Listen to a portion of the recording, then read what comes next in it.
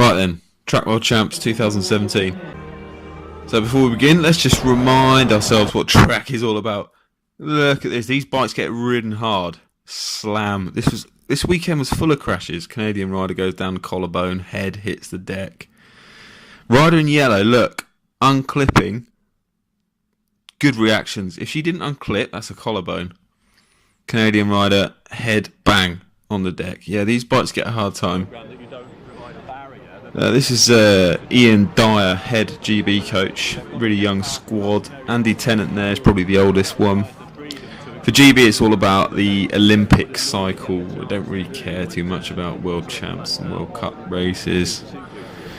It's all about the Olympic cycle. That's why we've got so many young riders in this squad. We're sponsored by Cervelo, and you'll see some of the red First bikes. Of all, let's look at the old we GB. have our own special bikes made by Cervelo. It's still current, but it's been around for ages, so I'll just be quiet a minute. In practice, just a little bit of a dry run before the bike that we're going to have for Tokyo Games, which will be even more special again. Our day-to-day bread and butter bike is a bike that we designed ourselves back in 2001, and it's on a revision sort of 5 or 6 years after that. But these are the bikes that we rode through Athens, Beijing and London. So, aero experts out there, surely this Mavic front wheel, this cylindrical section on the hub, either side of the spoke, surely that's terrible for aerodynamics. You've got a big cylinder there, which is a bad shape. Surely that's got all sorts of pressure drag implications behind it with the vortices, and that's gonna... Obviously, the most important part of the bike aerodynamically is the front fork, the front wheel, because that kind of sets the tone for everything to come behind it in terms of, the relative velocities of what the rest of the bike sees and the turbulence of the vortexes and stuff. Surely it'd be better to push those spokes, the base of those spokes out wider and just do away with that horrible cylinder shape, which is right in the wind there. It's getting clean air and it's just turning it turbulent, and probably causing quite a lot of drag. But no, that's an old wheel, the Mavic, but it's still current. It's the current design. Bit more. Look at this bike then. This bike has been around for ages, since about 2001, in its current form. It's a weird bike. It almost looks like every front triangle of this bike is the same, no matter who's riding it or what size it is. And it looks like the head tube area is kind of bonded on in different formats to achieve the different frame sizes, which I think is, I don't know, it's bizarre. So they keep the front triangle and the rear triangle the same for all sizes, I think. I'm not sure. And then the front bit, the head tube, is kind of bonded on and that's a different size, and that's how they achieve the different size bike overall, because some of them have got very stubby little head tube with a kind of short, which gives a short reach, and then a low stack, and then this one here has kind of got a much longer reach and a slightly higher stack, and it's not an organic flowing of the down tube and top tube to meet the head tube. Every bike for every rider looks different, and I wonder if they're using the same front triangle and then just sort of grafting on this different head tube to achieve the different geometries for the different riders. Another thing to note about this bike is it's not light. This bike is heavy. This bike, I picked it up and it's probably about 8.5 kilos. Or maybe not that much, maybe 8 kilos, but with the training wheel on the back there. But it wasn't light by any means. And back before, I think it was Beijing Olympics, or it might have been in the London Olympics, when they started using the Cervelo bikes, a lot of the riders complained they were way too flexy, and they went back to using these UKSI bikes, and they've probably just got a lot more material in them, which is where the weight is, and so that's giving a bit more stiffness. They're not too wide in the down tube, and this bike's full of like NACA aerodynamic profiles. It's not got a really big bottom bracket area. It's not got really chunky chainstays. They've kept it very aero, and I think they've just got the stiffness from probably wall thickness and lots of material there.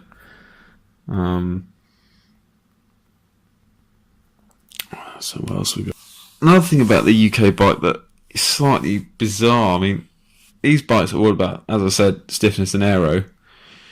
So why isn't that down tube dropped down right behind the front tyre? One thing you can do with aerodynamic design is if you've got an object in front of something important, and that object in front disturbs the air and separates the air and creates turbulence and vortices and an area of lower velocity than the oncoming wind.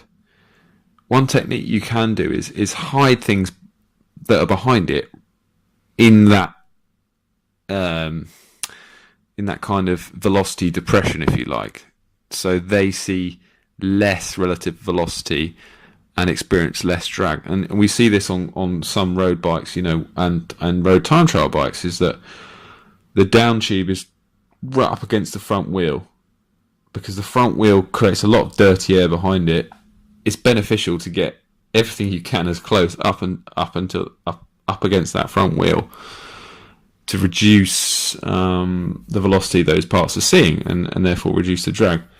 But on this bike, we don't see that. We see a massive gap between the front wheel and the down tube, and that might be something to do with the way this grafting of the head tube thing happens. Whether I'm right on that, I'm not sure.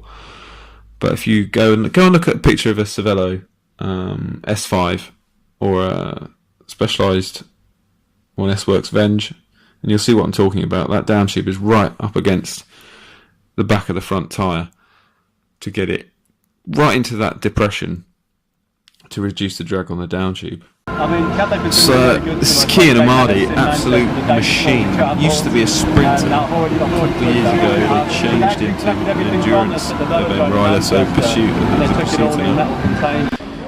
Again, very young squad, very, very young squad. Apart from Andy Tennant there, David Miller's long lost brother. Australian bikes then, Bicycle Technology Australia, BT. These are pretty old school. These look pretty old school to me.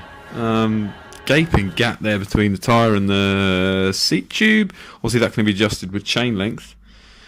What else can we see? A lot of the bikes I've noticed wandering around the pits is that, I looked at geometry afterwards on a lot of these bikes. The geometry is very old school. I know road cycling is pretty traditional in terms of geometry, but track bikes, it's really old school.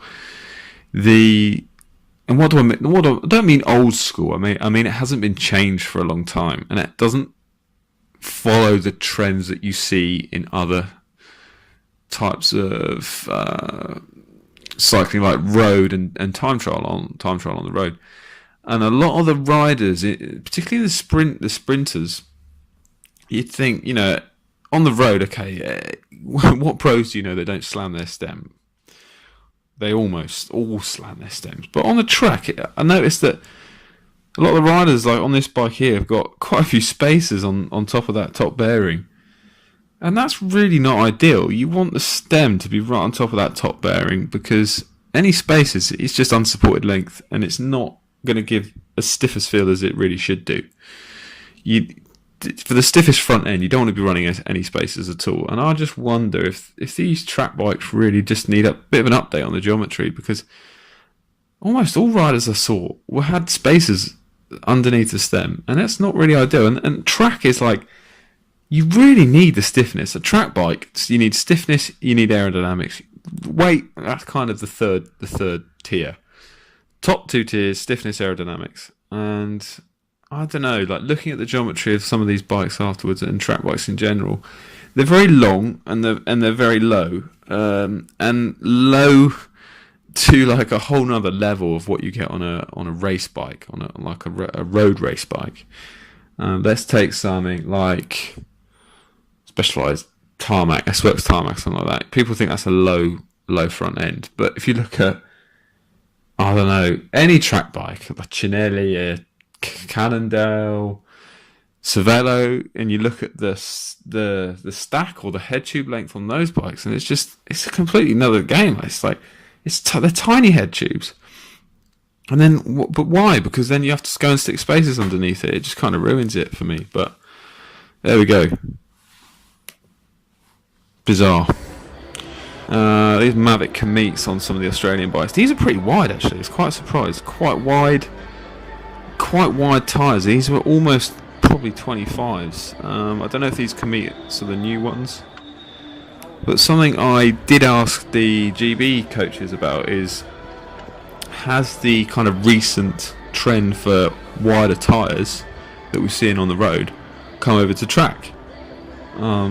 Because we know, well, we're told that wider tyres give less rolling resistance in certain scenarios. Now, that rolling resistance does come into effect when you've got a bumpy surface. I certainly think wider tyres roll better, not just because of the kind of the, how can I say, the rubber deformation friction on a smooth surface, but the rollability and the wider tyre and the larger volumes rollability, if you like, is better over rough ground, which is why in total rolling resistance is less for a wider tyre, is what we've been told now. But on the track, obviously, it's a very smooth surface. Maybe you don't get that same sort of benefit.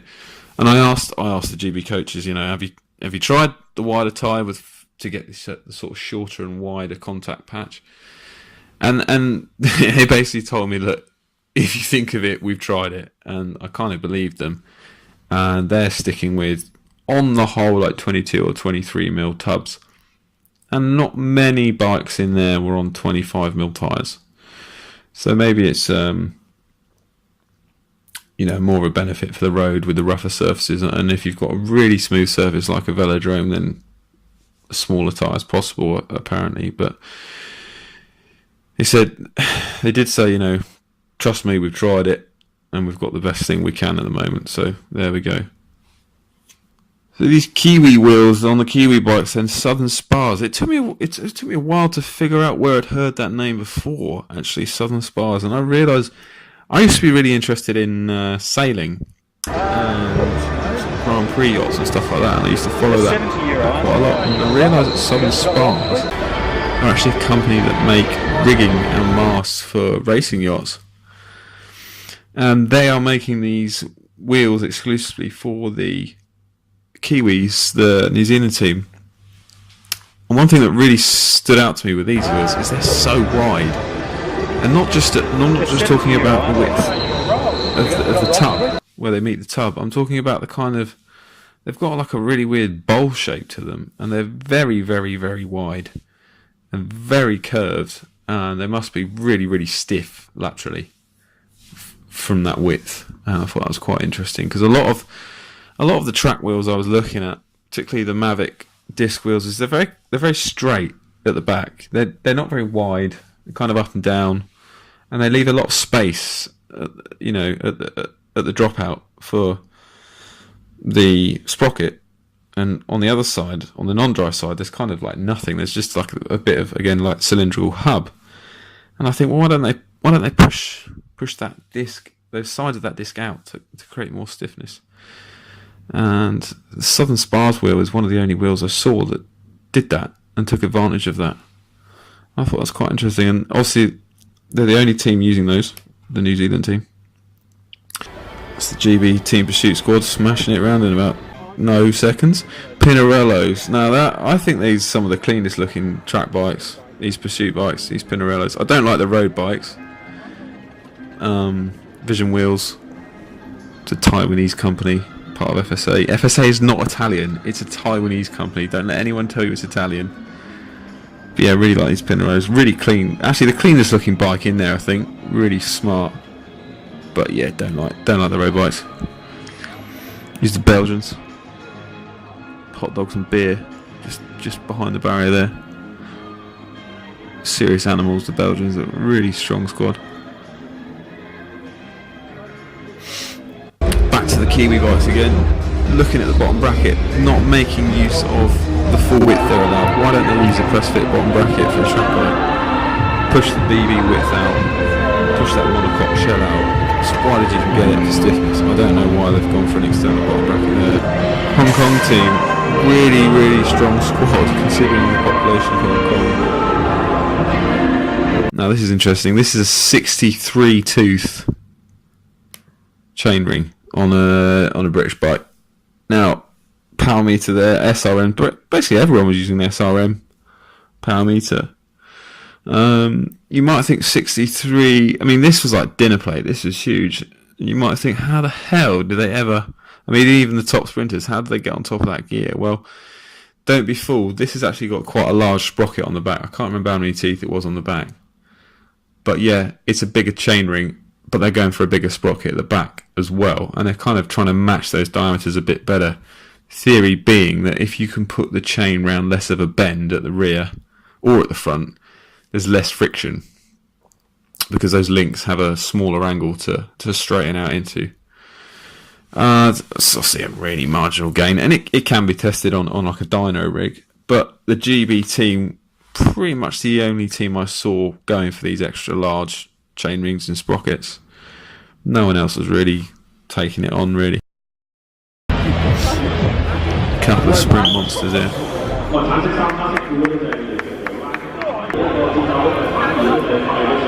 GB guy got cooked. I think 3 out of 3 on this.